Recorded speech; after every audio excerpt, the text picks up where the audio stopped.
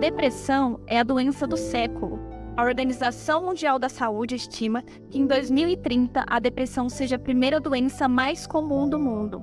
E para tratar do tema, apresentamos o Dr. César Vasconcelos, médico psiquiatra, especialista em psiquiatria pela Associação Brasileira de Psiquiatria e Associação Médica Brasileira, membro da American Psychosomatic Society. Escritor, apresentador do programa Claramente da TV Novo Tempo e do programa Equilíbrio da Rádio Novo Tempo. Eu agradeço o convite que me foi feito para vir aqui e agradeço mais uma vez aqui a Prefeitura de Aparecida que cedeu esse espaço para atender a essa necessidade da comunidade, né? A comunidade que tem interesse em aprendizado sobre saúde emocional. O tema de hoje é um tema bastante atual, depressão, como a Chiesa aqui, que é assistente social, apresentou a informação, realmente é isso. Você sabe que poucos anos atrás a Organização Mundial da Saúde dizia que a depressão deveria ser a segunda doença do mundo e até 2020. Já passou 2020 e agora estamos avançando. Infelizmente, se o mundo chegar até 2030, a gente não sabe do jeito que as coisas estão, mas até 2030 deverá ser a primeira doença do mundo, não em morte, mas em tipo de doença. Por quê, não é, pessoal? Por que a depressão está avançando no mundo? Você sabe, eu falei, o núcleo principal do pensamento depressivo, uma coisa que está no coração da depressão, é a perda da esperança. Porque, em geral, quando se fala em depressão, né, ou outro sofrimento mental, crise de pânico, etc., geralmente a tendência é qual é o remédio que vai nos ajudar a resolver, né? E o mundo está mega medicado. As pessoas estão muito medicadas, né? E sempre eu não trabalho mais em consultório, mas trabalhei muito tempo em consultório, no Rio de Janeiro. Eu sou da cidade de Nova Friburgo, na região serrana do Rio de Janeiro. Trabalhei em consultório de São José dos Campos. Então, trabalhei em ambulatório também, de serviço social, atendendo as pessoas pobres. Tem o Hospital Adventista Silvestre, no Rio de Janeiro, um hospital top em transplante de fígado. Trabalhei 26 anos conectado com esse hospital, fazia ambulatório de serviço social, fazia consulta hospitalar, consultas para as pessoas agitadas na UTI. Enfim, o consultório que era em Copacabana, depois em Botafogo, no Rio de Janeiro. Ultimamente, então, atendi na minha cidade, Nova Friburgo, e atendi em São José dos Campos, mas eu parei com o consultório. Então, para me dedicar a isso, né? Palestra, programa de rádio, de TV, escrever, gravar programas e tal. Mas era muito comum as pessoas quererem medicação, né? Eu sempre trabalhei como psiquiatra, sempre na minha cabeça, meu pensamento era assim, deixa eu ver o que eu consigo ajudar essa pessoa com psicoterapia. Eu fiz formação em psicoterapia, pós-graduação e mais de uma. Então eu trabalhava, nem todo psiquiatra trabalha com terapia, né? Alguns psiquiatras trabalham só com a medicação, são psiquiatras clínicos, trabalham com medicação, mas eu fiz formação extra que eu queria, porque eu acredito nisso. Eu acho que o que pode ajudar a grande maioria dos sofrimentos mentais das pessoas é o que a gente chama de psicoeducação, o aprendizado de lidar com a emoção, aprender a lidar com o sofrimento, aprender a lidar com a dor, aprender a lidar com as perdas, aprender a lidar com os pensamentos distorcidos, né? Aprender a lidar com a sua expressão do sentimento. Então eu concentrava meu trabalho mais nisso, e a medicação número 2, e às vezes número 3, e às vezes muitas pessoas não precisavam de medicação, embora quisessem uma medicação, mas eu sempre tive esse pensamento, como é que eu posso ajudar essa pessoa, de preferência para não passar medicamento para ela, né? Alguns casos precisa, temporariamente pelo menos. Então, por isso que eu botei esse título, né? O que mais além da medicação? O que você faz, né? Ainda recebo hoje muito pedido de ajuda, o pessoal entra no meu site, manda lá as perguntas, né? Em geral, eu reservo o sábado à tarde para responder gratuitamente alguma dessas perguntas. Não faço atendimento online, eu estou explicando, parei com isso, né? Minha filha faz, é psicóloga, minha filha é psicóloga, uma menina muito acadêmica, ela tem também mais de uma pós-graduação, ela também está escrevendo agora para essa revista de saúde, e ela tem um site psicologiaemcasa.com.br, e o nome dele é Thaís, thaissouza.com.br, e ela fez um curso na PUC de São Paulo, enfim, mas ela fez um curso na PUC de São Paulo para poder atender online, e é uma boa psicóloga também, né? Porque minha filha não. Mas então, que mais além da medicação? Que mais? Porque muita gente manda lá, eu estou tomando fluoxetina, sertralina, venlafaxina, citalopram, e essa turma toda, e duloxetina e tal, e tem 1 ano e meio, estava tão bem, mas agora não estou mais bem, o que aconteceu, o que o pessoal acha, tem que mudar de remédio, tem que mudar, tem que aumentar a dose ou não. Aí, o que mais você faz sem se tomar um remédio? O remédio tem suas limitações, qualquer remédio, né? Eu estou falando de pessoas normais, não estou falando de crise psicóticas, crise bipolar na fase eufórica, eu estou falando disso. Um esquizofrênico surtado, aí não tem conversa, aí tem que ser medicação, ponto, né? Até que saia do surto e consiga conversar. A bola da vez, ou seja, o que vai produzir melhores resultados em saúde mental é o que você pensa, a qualidade do pensamento. Nós, psiquiatras, quando atendemos as pessoas, a gente avalia na primeira consulta uma série de características daquele indivíduo. Uma das coisas, a gente analisa a afetividade, a inteligência, a psicomotricidade, o juízo crítico, a orientação no tempo e no espaço, a orientação em relação à sua própria pessoa, em relação ao ambiente, a gente chama de halo e autopsíquica, e a gente também avalia o pensamento dessa pessoa. Quando a gente avalia o pensamento dessa pessoa na consulta, a gente avalia 3 coisas do pensamento: o ritmo, o conteúdo e a qualidade dele. A pessoa pode ter um ritmo de pensamento acelerado, fase eufórica bipolar, por exemplo, o efeito adulto de cocaína, né? A gente analisa, então, o conteúdo do pensamento. O conteúdo do pensamento é o quê? É aquilo que você está pensando. Então, tem muita gente que tem um conteúdo de pensamento ruim. São pessoas muito... pensam em tragédias o tempo todo, né? Não vai dar certo. Ai, meu Deus, onde vai furar o pneu? Ai, o motorista vai dormir. Então, os pensamentos são muito trágicos, são muito catastróficos, que é típico das pessoas que têm crise de pânico. As pessoas que têm crise de pânico, que é um transtorno de ansiedade, a crise de pânico é quando a ansiedade chega num nível tão alto que a pessoa tem o pânico.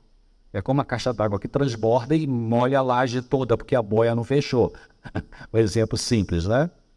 O que as pessoas com crise de pânico geralmente pensam? Ai, meu Deus, estou tendo agora. Ai, estou tendo qualquer coisinha. Subiu rápido essa escada aqui do auditório. Se você sobe rápido essa escada aqui, os degraus do auditório, se você sobe rápido, chega lá em cima, o coração está um pouquinho acelerado, não é? É normal.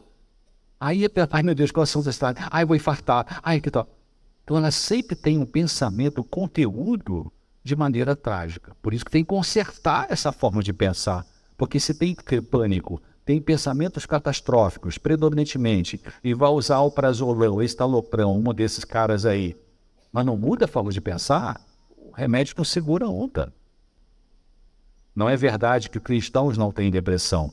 Pode ter sim, cristão, muçulmano, enfim, espírita, qualquer pessoa pode ter depressão. A depressão atinge pessoas de qualquer classe social, né? Qualquer classe, qualquer via, né? Bom, a tristeza, qual a diferença entre tristeza e depressão? Tristeza é um sentimento, tristeza não é uma doença. Tristeza é uma emoção. É diferente de depressão. Como assim? Vamos pensar. Olha só, na tristeza você tem um sentimento normal diante de alguma perda, já que já é um transtorno do humor. Não necessariamente você teve uma perda naquele momento da sua vida, mas você pode entrar em depressão por às vezes é um fator gatilho. O fator gatilho é uma coisa que acontece hoje na sua vida, mas que mexe com uma ferida que está lá 20 anos guardada dentro de você. Mal resolvida, né? Volta a sangrar de novo. Na tristeza normal, você tem perdas, né? Claro, você tem uma perda, você morreu alguém que você amava, você fica triste, isso faz parte do luto psicológico, é normal. né? Não tem nada a ver com fé, né? As pessoas que têm uma sensibilidade normal, elas ficam tristes quando há uma perda, né? Um divórcio, morreu uma pessoa querida, foi demitido do emprego, são várias perdas que geram uma tristeza, isso é normal. A tristeza geral passa, né? O luto psicológico passa. Os cientistas falam que de 3 meses a 1 ano é o normal de você ter o luto psicológico. E você tem um prejuízo limitado. Você está com uma tristeza porque perdeu alguém que você amava, perdeu de alguma forma, ou morte, ou divórcio, ou afastamento, enfim. E você fica meio jururu, né? Como diz lá no Rio de Janeiro, você fica meio para baixo, mas você consegue funcionar, consegue trabalhar, consegue produzir, cuida da casa e tal, mas depois você recupera, né? Já aqui não, aqui você tem um prejuízo mais complicado, você não vai conseguir se concentrar no trabalho, dependendo do nível da depressão, já vou falar sobre 3 níveis principais, você pode travar, né? É diferente. Também a pessoa reage ao estilo positivo, na tristeza, tá meio triste, vai alguém diz, vou dar uma voltinha, vou dar uma caminhada, não estou muito afim, mas tá bom, eu vou com você. Já a pessoa deprimida, ela não vou, não quero ficar deitado, fecha a cortina, tranca o quarto, quer falar com ninguém, é diferente. Tem um fator causal bem objetivo, né? Aquela pessoa me abandonou e a partir daí fiquei muito triste. Entendeu? Uma coisa. Já na depressão, não necessariamente, né?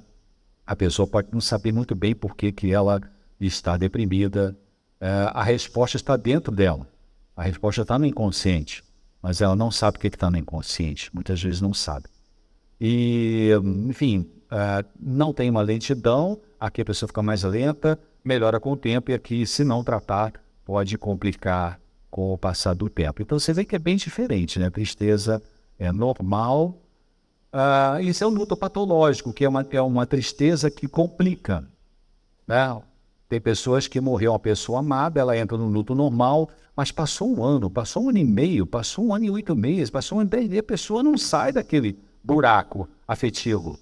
Então, na verdade, aquela perda que gerou o luto psicológico afetou essa pessoa de uma forma mais profunda, porque já tinha outras coisas na vida dela mal resolvidas, e aí pegou carona e ela entra no luto mais complicado, que eu não vou entrar aqui em detalhes. Bom, a depressão tem várias causas, meus amigos. Ela tem tendência hereditária, vou já explicar sobre isso aí. Então, tendência hereditária. Não é que se teu pai teve depressão, você vai ter que ter. Ou sua mãe teve depressão, você vai ter que ter. A genética não é uma condenação. A genética é uma propensão. Então, se você teve pai, mãe, tio, tia, avô, avó, dos 2 lados, com depressão, você tem mais probabilidade de ter uma depressão pelo fator genético. Mas daquilo que a gente é com pessoa, 40% somente é genético. Os outros 60% não é genético. Tem a ver com a história da sua vida, da infância, da adolescência, do casamento, das suas relações de trabalho, sociais, né? Então, é importante a gente pensar nisso, não ficar desesperançado porque minha mãe teve, minha avó teve, então eu vou ter. Não, genética te influencia, mas não determina que você vai ter. Sensibilidade, perdas importantes, né? Perda na infância, uma separação, um divórcio, uma infância com muito abuso verbal, abuso físico, abuso sexual, a sensibilidade pessoal. Então, se você tem pessoas que têm uma tendência genética e tem pessoas que tiveram perdas importantes na infância e essa pessoa é muito sensível, e pronto, juntou a fome com vontade de comer, para entrar no quadro depressivo. Só falta um fator gatilho, às vezes, ali, que pode ser a traição conjugal, pode ser a demissão do emprego, pode ser um problema grave na vida adulta, né?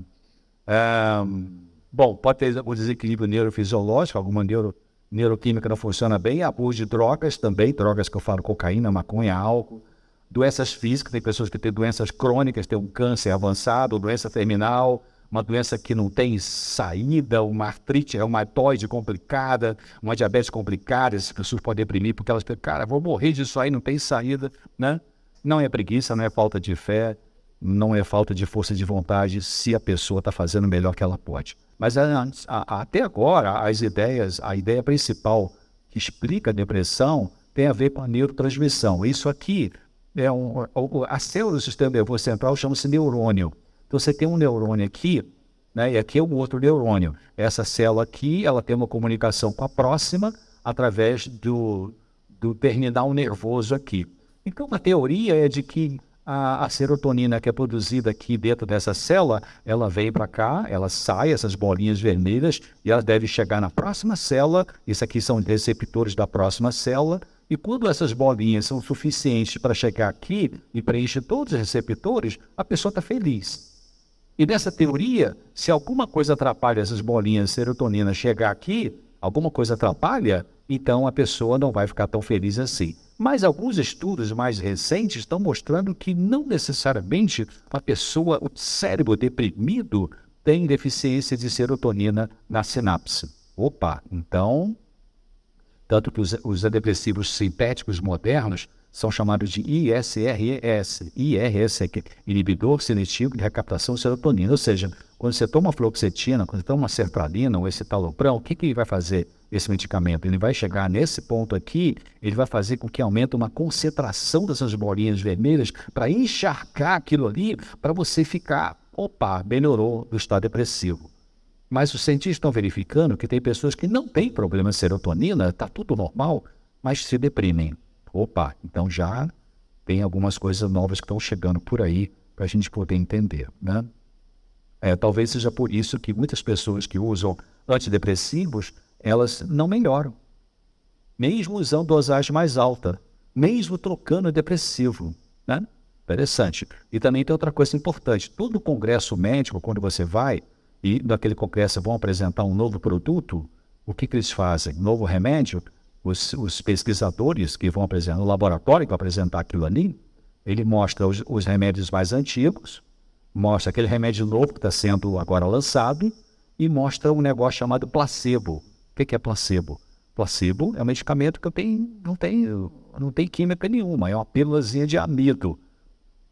Então, quando você faz o teste do medicamento, ele pega um grupo de pacientes, e são voluntários, toma aquele remédio novo, e vamos avaliar como é que vai ser a resposta.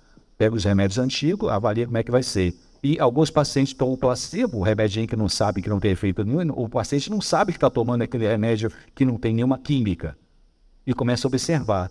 Então, todas as pesquisas, praticamente todas as pesquisas com essa questão de remédios antigos, novos e o placebo tem sempre uma resposta boa. O que isso nos ensina? Se você acredita, funciona. Interessante, né? Então você tem, eu já falei da predisposição genética, tem os fatores de desenvolvimento, puberdade precoce em meninas. O mundo está precoce, né, queridos? Precoce em tudo. Né? As meninas já querem namorar cedinho, já querem não sei o que e tal. Não estão preparados, os jovens não estão preparados para isso, querido. Já quer transar. Sabe, muitos anos atrás, mais de 20 anos atrás, eu li um livro da, sabe, Marta Suplicy? É uma psicóloga, sexóloga. Ela é bem liberal, né? Bem liberal. O livro dela é um capa vermelho chamado Conversando sobre Sexo. Sabe o que ela diz nesse livro? Ela fala assim, os jovens estão preparados anatomicamente para ter sexo, mas não estão preparados emocionalmente para ter sexo. Interessante, eu concordo plenamente com ela. Agora, então, muita precocidade, história de transtornos mentais na adolescência, traumas não resolvidos, abuso sofrido na infância ou na adolescência, com um pai violento, uma mãe autoritária, um divórcio, um alcoolismo na família. Então, tudo isso vai fazendo um caldo que pode favorecer a depressão lá na frente, né? Fator de estilo de vida, pessoas que têm não pratica exercício físico nenhum, não se expõe ao sol, respira mal, tem um sono todo destrambelhado, um dia dorme 2 da madrugada, outro dia dorme 10 da noite, outro dia não dorme, então isso estressa o cérebro, né? Pessoas que têm uma má nutrição, pessoas que têm vícios, tudo isso vai contribuindo para que possa desenvolver um quadro depressivo. Também tem os fatores psicológicos, né, que são os mais importantes, eu acho. A falta de apoio social, se sente sozinho na vida, eventos estressores como divórcio e outras coisas, abuso, como eu falei, uma mãe que grita. Às vezes eu estou no supermercado, eu vejo uma mãe jovem ainda, com uma criança de 6, 7 anos, o menino, mamãe, deixa eu comprar aquele biscoito, aquela bola, aqui em São Paulo é bolacha, aquela bolacha ali, para com isso, dá um tapa, viu? Deu um tapa no garoto, eu só podia pedir para comprar um biscoito. me deu vontade de interferir, sabe assim?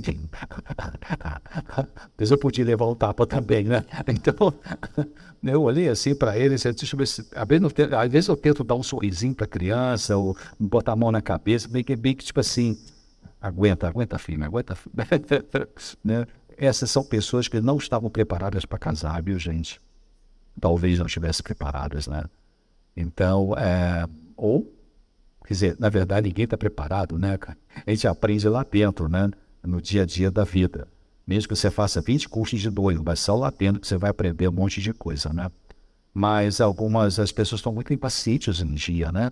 Então tem que ter, ou o que é o contrário, super protetores. Então, punição severa, desvalorizar a criança, a morte do pai e da mãe, que é um dos fatores mais estressores. Tem uma tabela de estresse, quando eu faço a palestra sobre estresse, tem uma tabela do que produz mais estresse no adulto, o que produz estresse mais na criança ou adolescente. A morte do pai e da mãe é o top ali para a criança entrar no estado de estresse, que pode conduzir a um estado depressivo ou um estado de, por exemplo, de fobia escolar, né, ansiedade antecipatória, etc.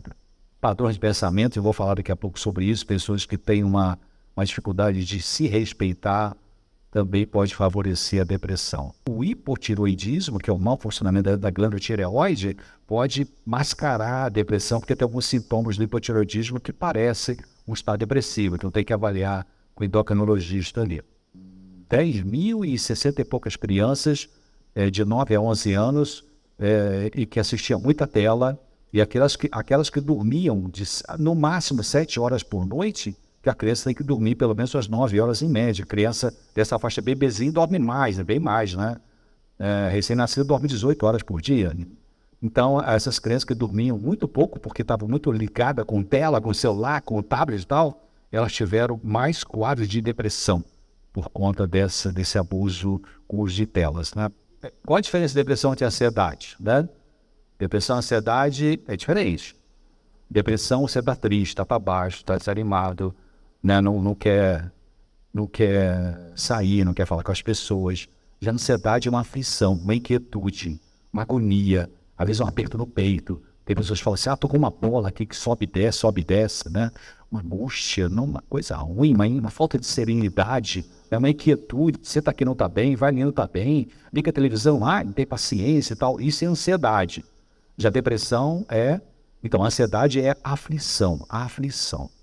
E já a depressão é tristeza, apatia, perda de energia. Diferente, né? Então, para você dizer que a pessoa tem depressão, ela tem que ter pelo menos 2 semanas direto, 2 sintomas principais. Humor deprimido, está triste o tempo todo e tem diminuição do prazer e do interesse. Aquelas coisas que ela gostava, ela já não liga mais, incluindo sexo, né? Então, esses 2 tem que estar junto com mais alguns desses aí, que pode ter alteração do apetite para mais ou para menos, alteração do sono, em geral depressão dá mais insônia chamada terminal. A insônia terminal é aquela insônia que você deita, dorme, mas 2 da madrugada você acorda e não consegue dormir mais. Isso é mais comum em depressão, mas tem pessoas que dormem demais também. Pode ter agitação, fadiga, sentimento de inutilidade, não sirvo para nada, é melhor Deus me levar, a vida não faz sentido, com esses pensamentos, culpa, né? Dificuldade de concentração e ideação suicida. Tem paciente que pensa em suicídio, tem paciente que não pensa em suicídio. Tem paciente que pensa em suicídio, mas não tem coragem de fazer, e tem paciente que pensa em suicídio e tem coragem de fazer sim. Então, ele tem que avaliar isso no atendimento e a família tem que ser orientada. A palestra não é sobre suicídio, mas estou só citando os sintomas principais na depressão, tá? Então, vamos ver aqui. Tá. Agora, depressão em criança. Gente, essa história de que criança não sente, criança não tem tristeza, criança não tem angústia. Alô, criança tem angústia, criança tem tristeza. Ela não manifesta para você pela palavra, né? Eu nunca vi uma criança de 5, 6 aninhos falar assim, mãe, tô com uma angústia e tal. Que a criança não sabe o que é angústia. Como é que ela manifesta o sofrimento emocional dela? Pelo comportamento, né? Volta a fazer xixi na cama como já conseguia controlar, né? Volta uma posição regredida, deita no berço como se fosse um bebezinho, mas já tem 6 anos, né? Quer chupar de novo a chupeta ali, o bubuzinho, enfim, né? Tem que ter várias maneiras. Ela vai ter, se a criança vai ter baixo rendimento escolar, desinteresse, não quer mais brincar com os amiguinhos, irritabilidade, se sente incapaz. Então, depressão tem 3 níveis. Você tem a leve, a moderada, a grave ou severa. E essa grave ou severa pode ser a pessoa ter uma depressão severa, mas ela está na realidade, ela sabe quem é, não se desorienta. Ou a pessoa pode entrar em uma depressão endógena, uma depressão psicótica, melhor dizendo. A depressão psicótica, a pessoa entra em depressão e ela sai da realidade, né? Aí ela tem delírio, tem alucinação, é diferente. Então, são esses níveis de depressão. Bom, o tratamento, então, da depressão vai envolver várias coisas que eu vou dar uma pincelada rápida aqui sobre cada uma, mas você vê que tem várias dimensões ali. Primeiro, a medicação, orientação familiar, cuidados físicos, a terapia, a religião e a espiritualidade, que vai ajudar também. Então, você tem os medicamentos convencionais, né? E tem essa erva São João. Erva São João é chamada ibérico, né? Cuidado que tem erva São João no Brasil, que não é o ibérico. Ibérico perforatum é o nome científico. Não é floral, não é homeopatia, é fitoterapia. Fitoterapia é o tratamento baseado em plantas medicinais. É diferente de homeopatia, é diferente de floral. Tem outra história por trás aí. Então, as pessoas, geralmente, na minha experiência clínica, as pessoas com depressão que se davam bem com o ibérico são pessoas que nunca usaram medicação sintética. Se usou medicação sintética é tarja preta, né? Se já usou alguma vez, então provavelmente não vai funcionar, infelizmente, o fitoterápico, ou vai funcionar, mas com a dosagem bem mais alta do que aquela que funcionaria em outras pessoas. E essa turma toda aqui, que vocês já ouviram falar, os antidepressivos, né? Mas lembrando de que a medicação não faz tudo, ela elimina sintomas depressivos, mas não cura o problema. Ela pode produzir efeitos colaterais, 70% melhora o humor com antidepressivos, menos do que 20% dizem que se sentem curados durante o tratamento com antidepressivos. Então, 25% a 30% não melhoram com nenhuma medicação. Já atendi vários pacientes assim, era uma agonia para nós médicos. A pessoa usou tudo que tem no mercado, usou tudo, e nada funcionou. Puxa, por que não funcionou? Bom, tem a química daquela pessoa, tem a maneira como ela lida com as situações da vida, tem várias situações. Tem pessoas que são muito sedentas de medicamento, né? Alguns pacientes chegando no consultório, bom dia, então, qual remédio só passar para mim? Já fala de remédio de cara, né? Pensei, ai meu Deus, vai dar um trabalho maior aqui, que eu vou ter que explicar um monte de coisa. E outras pessoas, eu oposto, né? No consultório, eu vim e tal, mas eu prefiro usar remédio, mas se eu achar que eu devo usar, eu também vou usar, mas eu prefiro não. Então são pessoas bem distintas, né? Uma cabeça bem diferente uma da outra. As duas com depressão, uma moderada, e uma chega e diz, qual é o remédio? E se você não der o remédio, ela acha que você é um mau médico, né? E outras já que dizem que, se puder tratar sem remédio, eu prefiro. Então, bem diferentes, né?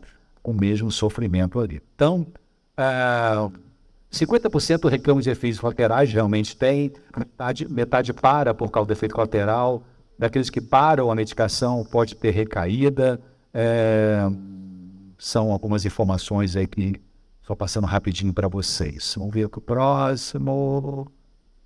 Bom, a medicação tem o seu lugar, eu vou explicar já, se não usada como única solução, também indicada para pessoas moderadas e graves, de moderadas para graves. Depressão leve não precisa de medicação, por favor. Né? Mas eu estou tão triste, não consigo levantar da cama, mas você consegue fazer o serviço em casa? Eu vou me arrastando, mas eu faço lá um feijãozinho, um arroz e tal. Então, você consegue dar uma varridinha? Consigo dar uma varridinha e tal. E até quando eu dou uma varridinha, eu até melhoro. Então, então olha só, então até melhora, né? Alguma coisa melhora sem ter a medicação. Então, mesmo depressão leve não é para tratar com remédio. Depressão de moderada para grave, aí possivelmente essa pessoa vai precisar. O ideal seria não usar muito tempo. Às vezes a ciência fala um pouquinho mais assim, até 2 anos, né? Quem usa medicação. Mas, claro, eu atendi um monte de gente usando fluoxetina há 20 anos, 15 anos, 30 anos, Rivotril nem se fala, né? Até já está a 3ª geração de Rivotril. Mas, de preferência, é o que eu falei para vocês, né? Eu sempre atendendo, olha, vamos tentar, assim que for possível, vamos ver que a gente consegue parar com essa medicação, tá? Então, eu já vou com esse freio de mão bem puxado para a pessoa se incentivar a trabalhar com a cabeça dela, com outras questões, sem ser apenas ficar concentrada na medicação. Bom, vamos orientar essa família, mostrando que depressão é um sofrimento, não é para chamar atenção, é uma dor grande. Tem alguns autores que chamam depressão, sabe de quê? de câncer da alma, né? Tem alguns autores que usam essa expressão. Então, o Chalmers compreender que a doença, encorajar para andar. É verdade que o deprimido, geralmente ele fala assim, você fala, vamos dar uma voltinha, caminhar é bom para você, caminhar ajuda para depressão. Mas o que os deprimidos falam de moderada grave? Não, quando eu melhorar, eu vou caminhar. Mas é o contrário. Eles falam, quando eu melhorar, vou caminhar. Mas você vai caminhar para melhorar, né? É verdade que é difícil a pessoa deprimida querer sair da cama e caminhar, né? Eu, que graças a Deus não tenho depressão, eu fazer minha caminhada alguns dias, cara, não tô zero vontade de fazer, zero, né? Então tem que me levar, assim, tá bem, eu te levo, né? Zero vontade. Mas quando você começa a fazer uma atividade física aeróbica, né? Uma caminhada firme, lá por 15, 20 minutos você tá melhor. Porque queira ou não queira, é cristão, batista, budista, católico, enfim, queira qualquer... A química cerebral muda. Quando você faz exercício físico, a química cerebral muda, né? E aí você se sente melhor. Já repararam isso, né? Você dá uma... Tanto que os maratonistas são meio viciados nesse barato que a caminhada dá, né? Endorfina, serotonina, dopamina. A caminhada forte. Agora tem muita gente com pedal, né? Com as bikes, né? Muita gente pedalando aí 50 quilômetros num fim de semana e tal. É tão barato, né? Evitar cafeína, viu, gente? Olha só, tá na fase depressiva, pelo menos na fase depressiva, evita cafeína, né? Que a cafeína pode piorar o seu cérebro. Cafeína pode ser Coca-Cola, pode ser café, pode ser chá mate, chá verde, chá preto, né? Usa camomila, tem um café, eu não uso café já há muitos anos, mas tem um café de cevada, que inclusive o café de cevada é um calmante, sabia disso? É um calmante natural. Vai nas nossas produtos naturais, cevada, tem uma marca boa chamada Super Bom, tem até uma que é solúvel, né? Só misturar com água ali. Então, a cevada é um calmante, já a cafeína é um estimulante que estimula e depois deprime você. Eliminar açúcar refinado, que é o veneno, né? Um monte de coisas. Então, aí vem a parte da terapia. Ok, o que a gente faz na terapia psicológica? Se a gente pensar em termos de terapia, eu chamo de psicodinâmica, então, a gente vai tentar entender, essa pessoa está deprimida, tem alguma perda importante no passado dela? Lá atrás, ela foi abusada sexualmente pelo pai, pelo tio, pelo avô, pelo vizinho, pelo irmão mais velho, geralmente é isso, né? E ela, 20 anos depois, ela está tendo repercussões desse trauma, porque às vezes passa muitos anos para o trauma poder aparecer em forma de sintoma. Isso é verdade no mundo psicológico, como é verdade no mundo físico. Por exemplo, câncer de intestino geralmente é de 50 anos para cima. Porque a pessoa tem que estar muitos anos comendo muita besteira, especialmente carne, produto de animal, para poder desenvolver. A maior parte de câncer de intestino tem a ver com grandes comedores de carne, sabia disso? Você vê que na Índia tem um baixo índice de câncer de intestino, porque lá a vaca é sagrada, o pessoal não come a vaca. Interessante isso, né? Eles são mais vegetarianos lá, os indianos. Então tem muita perda. A pessoa tem um processo de luto. Será que ela tem desapontamentos que não estão bem resolvidos? Será que tem uma necessidade? Isso aqui tem muitas hipóteses também, algumas pessoas, algumas, né? Uma necessidade exagerada de amor para se sentir bem consigo mesmo. Cuidado com isso. Não coloque um ser humano como a fonte principal e única do seu bem-estar emocional. Isso é uma maldade que você faz com você. Nenhuma pessoa desse mundo pode preencher todas as suas necessidades afetivas. Nem você pode preencher as dos outros, mas aquelas pessoas que insistem, não, tem alguém que vai me dar tudo o que eu quero em termos de afeto. Amor, cuidado. Então, existe autorrejeição, pessoas que se atacam, se depreciam, se desvalorizam, né? Será que tem raiva reprimida? Algumas pessoas deprimidas, não todas, olha bem, eu estou dizendo bem claro, não todas, mas algumas pessoas deprimidas, se a gente puxasse uma frase lá da cabeça dela, poderia ser assim, eu estou com raiva de mim mesmo porque eu fui gostar de alguém que não gosta de mim do jeito que eu queria. Então a pessoa se ataca e às vezes quer se atacar de forma mortal, querendo se matar. Então faz parte da saúde mental, desde que possível, você ir pensando, a única pessoa que pode preencher todas as minhas necessidades chama-se Jesus Cristo. A única, né? O resto, meio pessoa que ama muito você, tem um dia que não está bem com você, não é verdade? E você que ama também essa pessoa, tem dia que você está meio pezinho atrás. Porque o amor não é o sentimento, né, queridos? Quando a gente ama uma pessoa, a gente não tem o mesmo sentimento igualzinho o tempo todo, 24 horas por dia em relação a essa pessoa. Então, são maneiras de você pensar para resolver a depressão.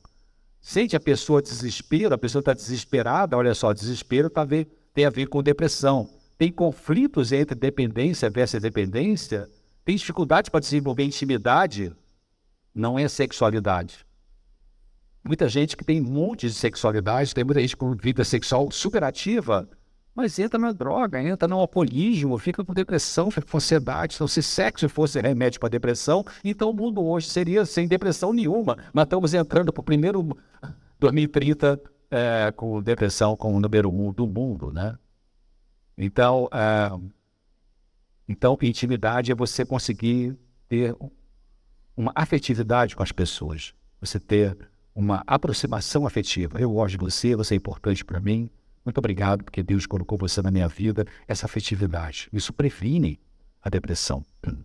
A pessoa pode ser perfeccionista também. O que é pessoa perfeccionista? A pessoa pega pesado com ela. Ela pega pesado quando você permite relaxar, ela se permite, então, sabe? E às vezes vai culpar o marido, vai culpar a esposa. É você que está sendo ruim com você. A primeira pessoa que você deve ser amiga, abaixo de Deus, é você mesmo. O primeiro ramo que sai aqui da artéria do coração, da artéria aorta, qual o primeiro ramo que sai? Para onde ele vai? A primeira artériazinha que sai do coração para levar sangue oxigenado, para onde vai? Para o coração mesmo, é para ele mesmo. Porque ele tem que estar funcionando para poder funcionar para os outros, né? Bom, a TCC, esse aqui já é um outro lado. Eu falei de psicodinâmica, são abordagens diferentes para tratar a depressão. A mais comum, a mais talvez indicada, talvez que tem melhores resultados, chama-se TCC, terapia comportamental, mas eu acredito muito na psicodinâmica para alguns pacientes que gostam de pensar. Tem pessoas que gostam de pensar, têm mais facilidade para pensar da causa para o efeito, da história da vida dela para a história do sintoma. Mas tem pessoas que quando você começa a mexer, não aconteceu na tua infância, tá tudo bem, tudo ótimo e tal. Mas você não quer falar, porque não quero falar, tá tudo certo, eu quero resolver o problema agora aqui. Ela não quer mexer lá atrás. As pessoas, quando meu consultório falavam isso, tem coisa aí, né? Tem coisa, não quer lembrar desse passado, por quê, né? Então tem carne seca embaixo desse angu, como diz o outro, né? Mas eu tenho que respeitar, porque as pessoas não podem, eu não posso invadir eu vou dizer essa frase de outra forma. Nem todas as pessoas estão preparadas para a cura, mesmo que procurem os médicos. Tem um ditado que diz assim, quando o aluno está pronto, o professor aparece. Mas às vezes demora 20 anos, 3 casamentos, 4 cirurgias, para essa pessoa estar pronta para poder entender a verdade interior que vai, como Jesus falou, conhecereis a verdade e a verdade te libertará. Bom, eu tenho que ter paciência com as pessoas que não querem a verdade nesse momento da vida, então eu vou oferecer um pouquinho de alguma coisa que deva funcionar para ela, né? A maneira como você pensa influencia a maneira como você sente. Se você vive pensando coisa trágica, você vai ter sentimentos dolorosos, né? Se os sentimentos resultam das mensagens que você dá a si mesmo pela sua cognição. Se os pensamentos têm mais que ver com como você se sente do que o que realmente está acontecendo na sua vida. Então você pode interpretar a realidade de maneira muito trágica. E quando alguém pergunta assim, mas está acontecendo isso do que você tem medo? Não está não. Mas acontece, mas se isso, e se aquilo e tal, né? Então a pessoa, ela deixa que o pensamento dela fica cheio de conteúdo ruim, negativo, pessimista, trágico, catastrófico. A TCC vai trabalhar em cima disso, vai ajudar as pessoas a ver se elas têm algum transtorno de algum pensamento que está distorcido, né? Agora, olha esse Fusca aqui. Você vem para cá de carro, vamos supor que você vem para cá de carro. Quando você vem para esse auditório aqui de carro, quais foram as rodas mais importantes para você chegar aqui? As da frente ou as de trás? Mas no carro convencional, quando você vira o volante para a direita, qual é a roda que vira? A da frente. Ela vira para a direita. Se virou para a esquerda, a roda da frente vira para a esquerda.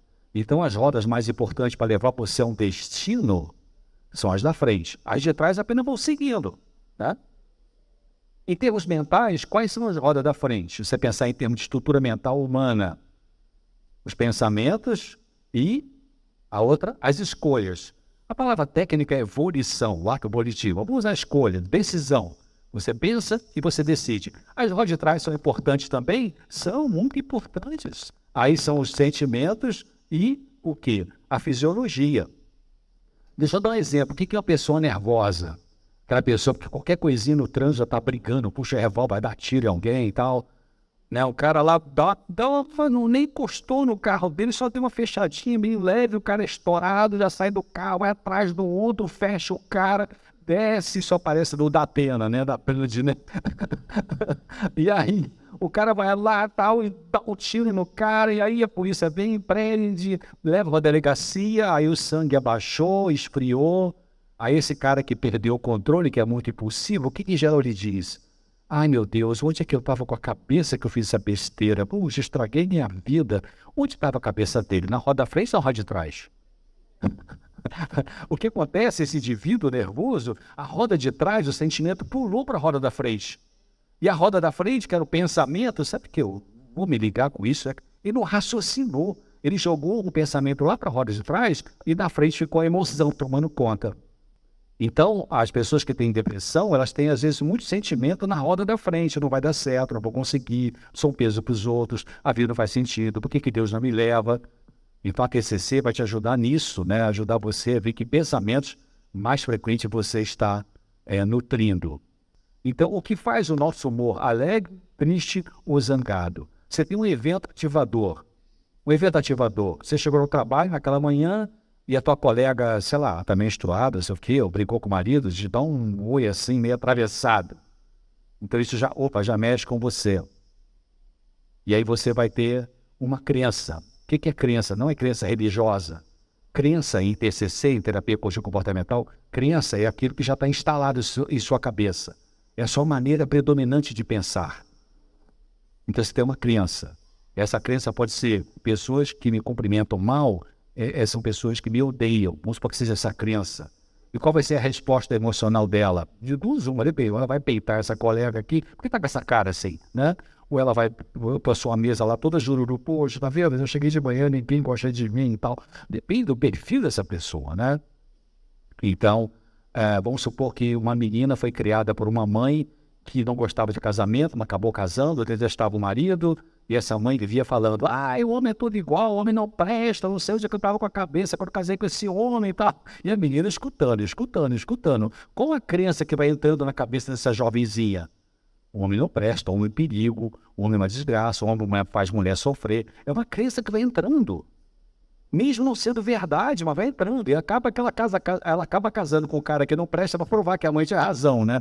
Tipo assim, né? Então, a gente traz para a vida adulta, meus amigos, algumas crenças que podem ser doentias sobre a vida, sobre relacionamento, sobre Deus, sobre relação conjugal. Então, nós temos que questionar nossas crenças. Será que essa crença que eu estou tendo, ou será que essa forma de eu pensar habitual, ela faz sentido ou não faz? Ela é verdade ou não é? Ela é saudável ou não é? Eu tenho que fazer esse raciocínio, em vez de só tomar o comprimido e achar que o comprimido vai resolver tudo. Então, olha só, muito importante, pensamentos saudáveis não nos vêm naturalmente. Não vêm. Temos que lutar por eles. Precisamos educar nossos pensamentos. Isso exige esforço perseverante, consciência e meditação. Pedir feedback é importante, que seja você pedir para alguém dizer como é que você acha que eu estou sendo, como é que você me vê. Então, mas é muito importante isso aqui, isso, né? Pensamentos não saudáveis não nos vêm naturalmente. Você tem que trabalhar com a sua cabeça. Vem um pensamento ruim, você fala assim, cara, não vou permitir que você fique aqui na minha cabeça. Quem manda na minha cabeça sou eu, não é você. Sai daqui. Aí você luta para pensar numa outra coisa que seja saudável. Esse trabalho tem que ser feito, né? E se você não consegue, aí um terapeuta vai te ajudar a fazer isso, né? E por isso que eu termino então com Filipenses 4:8. Lembra que eu falei no começo? Para você entender? Deus recomendou tudo que é tudo verdadeiro, tudo que é puro, tal, seja isso que ocupe o quê? O seu pensamento. A Bíblia é científica, queridos. A Bíblia não é um livro de ciências, mas tem gente que fala assim, quando é que a Bíblia vai chegar no que a ciência diz? Mas a frase certa, para mim, é quando é que a ciência vai chegar no que a Bíblia diz. Tá bom? É isso que eu queria falar para vocês. Agora vão ter a chance de pergunta e resposta. E eu quero deixar esse texto aqui do livro de Lamentações de Jeremias, capítulo 3, versículo 21. Quero trazer à memória aquilo que pode o quê? Pense, quando você estiver sentindo um sentimento de tristeza, parece que vai entrar em depressão, pense assim, o que tem acontecido ao longo da minha vida que pode me dar esperança? Você tem que pensar nisso. Você tem uma casa, tem um trabalho, tem uma família. Pensa, cultiva aquilo que vai te dar esperança. Tá bom? Agora, obrigado pela atenção e agora vamos ter aí pergunta e resposta se vocês tiverem. Estou disposto aqui a... Não, a criança não nasce com depressão. Ela nasce com a possibilidade de, mas nascer deprimida, não. Tem que ter a genética e tem que ter algum fator ali, talvez uma gravidez indesejada, uma mãe rejeitava essa criança desde pequena, desde que ficou grávida, né? E depois algumas outras situações dolorosas para essa criança. Uma mãe que talvez teve uma depressão pós-parto, né? Eu vou falar em depressão puerperal, depressão pós-parto. Essas mães que têm depressão pós-parto, elas ganharam o bebê, elas não se sentem capazes de cuidar daquele bebê, então aquele bebê já tem um trauma ali, porque a mãe não está. Pode ser a vovó que vai ajudar, mas nada substitui a mãe, né? Mas não se nasce com depressão, não. E a pergunta delicada mas eu vou responder. Ideologia de gênero, o que é ideologia de gênero, queridos? Ideologia de gênero, olha o nome, o que o nome está dizendo. Ideologia. Ideologia é uma ideia. A ideologia de gênero diz que as crianças, ninguém nasce com sexo definido, macho ou fêmea, masculino e feminino. Que isso é uma questão cultural e que pode ser, você pode escolher ao longo dos anos o que você vai ser. Não tem base científica para essa filosofia, para essa ideologia. Não tem base científica. Dá uma olhada no meu site, no meu canal do YouTube. Gravei 2 semanas atrás um ou dois programas sobre isso. youtube.com/claramentent. E ali eu coloco citações científicas que mostram isso. E eu coloco citações científicas de pesquisadores gays. O cientista era gay e dizendo que não tem base genética para o LGBT, enfim, e que ideologia de gênero tem uma citação de uma bióloga, tem uma de uma mulher que fez um pós-doutorado, trabalha com genética sofisticada em Portugal, que ela mostra que não tem realmente fundamento essas ideias da ideologia de gênero, né? Então, realmente, eu tenho um misto de sentimentos, porque quando eu penso assim, de que algum professor numa sala de aula está falando para crianças pequenas, 5, 6, 7, 8, 9 anos, que elas podem escolher o sexo que elas quiserem e tal, isso eu chamo de maldade, isso é uma perversidade, porque não é científico, isso é uma ideologia, tem a ver com alguns partidos políticos também, tem, mas é uma ideologia, não está provado e a ciência não bateu o martelo, não é científico. Então, algumas crianças podem se deprimir? Pode. Tem uma equipe da Universidade Johns Hopkins, é a universidade top do mundo, americana, ele foi chefe de psiquiatria lá, e ele fala sobre isso, sobre a terapia hormonal para mudar nos adolescentes a sua orientação sexual, e fala também de cirurgia de redesignação sexual, mostrando o absurdo disso, porque muitos jovens que entraram nesse tipo de tratamento hormonal, depois eles se arrependeram e queriam voltar, e se fizeram cirurgia, não tinha volta, né? Então, alguns casos podem levar à depressão, sim, por conta dessa ideologia maléfica. Eu não tenho nenhum preconceito, eu tenho conceito, né? Para mim, a conduta LGBT, a pergunta não foi essa, mas estou expandindo um pouquinho mais, para mim não é doença, mas é um sofrimento. Mesmo naquelas pessoas que se ditam todas eufóricas com esse comportamento, mas lá no fundo da alma, do psiquismo, existe um sofrimento. E tem quem quer estudar sobre isso, Joseph Nicolosi, um psicólogo americano. Joseph Nicolosi, tem um livro em português muito bom dele. Tem o site amizadesverdadeiras.com.br, que ajuda as pessoas que querem ajuda para esse tipo que eu chamo de sofrimento. Quem não quer ajuda, tá bom, vive a sua vida e toca o barco e, bom, vai levando a sua vida. Mas é isso. Outra pergunta, por favor. Pornografia, só para citar uma questão aqui. pornografia, as pessoas viciarem em pornografia, elas vão ter lesão cerebral. Alguns estudos mostraram que tem uma lesão do córtex pré-frontal, essa parte da frente da testa. Essa parte da frente aqui do nosso cérebro é a parte onde tem as chamadas funções executivas do cérebro. O que é a função executiva do cérebro? Você pensa, você decide, você tem um juízo crítico, você avalia conceitos de moral, de ética, você tem escolhas. Então a pornografia altera isso aí, porque o estímulo excessivo de imagens pornográficas, elas liberam muita dopamina de uma forma que o cérebro não consegue administrar isso. Então fica um excesso de produção. Dopamina é uma substância liberada no cérebro quando a pessoa tem uso de cocaína, por exemplo, ou uso de pornografia, libera de uma maneira muito maciça. Então é como se fosse, é bom ter água em casa, se a torneira é bom ter água em casa, é bom, mas se começa a vazar água pela caixa d'água, vai inundar a sua casa, aí é demais, aí já é um problema, né? Então a dopamina não é o problema é quando você tem uma dopamina numa quantidade de liberação no cérebro, que o cérebro não está preparado para isso. Então o cérebro começa a tentar lidar com isso, de cortar ali aquela liberação de dopamina, aí gasta muita energia e a pessoa fica cansada, estafada, pode cair em depressão, e pode cair até com ideia suicida também.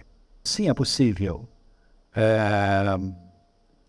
Eu já conheci caso, não faça isso, mas já teve gente que me procurou e falou assim, parei com todo o medicamento. Nem era que eu tinha prescrito, eu estava com outro psiquiatra, mas parei com tudo, e a pessoa usava algumas dosagens importantes, né? Importante sim, uma dosagem cria realmente uma dependência, mas tem algumas pessoas que tomaram coragem, jogou tudo no lixo e não teve efeito de abstinência, né? Isso pode acontecer, mas é mais raro. Mas não faça isso por conta própria, tá? Estou sendo com casos mais raros. É possível sim, é possível, e você vai fazer um desmame orientado pelo seu psiquiatra. Você precisa dizer para o seu psiquiatra que você quer realmente desmamar, você quer aprender a lidar com seus sofrimentos de uma maneira não medicamentosa, né? E ele vai ajudar você. Anos atrás eu fiz um curso com o professor da FRJ no Rio de Janeiro só sobre isso, né? Como desmamar benzodiazepínicos. Benzodiazepínicos são os tranquilizantes diazepam, lexotan, bromazepam, alprazolam, essa turma. Então demora mais ou menos, na média das pessoas, 3 meses para você desmamar. Claro, não pode ser só 3 meses, depende de quem é a pessoa, qual é o perfil dela, quanto tempo ela usa remédio, que dose que ela usa, a disposição que ela tem ou não para deixar o medicamento. A gente tem que avaliar todas essas questões, né? Porque tem gente que já está pronta para desmamar, tem gente que, eu acho que eu quero, mas acho que eu não quero, então você tem que ir mais lentamente, né? Mas em geral a gente vai reduzindo a dosagem a cada 10 dias, pouquinho. Tipo assim, eu estou viciado em diazepam, uso 10 miligramas, já tem 8 anos, tá? Então você não vai desmamar em uma semana. Você baixa ali um dia 10 miligramas, outro dia 5, outro dia 10, outro dia 5, faz isso 15 dias, depois você tenta dar o próximo pulo, né? Pode ser, partiu de 5 no meio, então um dia vai ser 7,5, outro dia vai ser 5, vai desmamando gradativamente, né? E se a pessoa começou a desmamar, está indo bem, mas de repente tem uma recaída, volta àquela dosagem anterior e depois retoma de novo o desmame. Mas é possível sim. Agora, claro, você vai parar com a medicação e vai fazer o quê? Né? Então você tem que ter esse trabalho que eu acabei de falar aqui, trabalhar com seu pensamento, melhorar suas relações com as pessoas, aprender a gostar de você, parar de se atacar, de se depreciar, se desvalorizar, desenvolver uma fé religiosa que ajuda, não se ter aqui, mas tem vários cientistas que estão estudando profundamente isso. Tem um da Universidade de Duke, na Carolina do Norte, tem um professor da Harvard, Dr. John Raymond, PT, trabalha nessa conexão entre saúde mental e espiritualidade. Sempre a espiritualidade vai ajudar você a lidar com o sofrimento emocional e, no caso de mamar, vai te ajudar bastante também. Comece a praticar, né, com a sua fé, com a sua... que você é cristão, então... com o seu estudo bíblico, com a sua oração, porque isso faz uma diferença muito grande, especialmente nas horas difíceis da vida, você ter um lastro, uma estrutura espiritual. Muito obrigado.